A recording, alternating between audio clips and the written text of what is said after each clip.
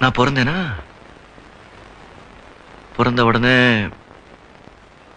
எங்க அம்மா என்னை தூக்கி பார்த்தாங்க.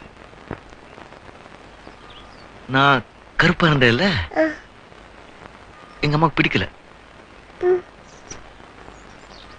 தோ இங்க தொங்குது பாரு இந்த மஞ்சள் துணி, அதுல என்ன சுத்தி தூக்கி போட்டாங்க கூடுசு வண்டியில். அங்கிருந்து குப்பையில விழுந்து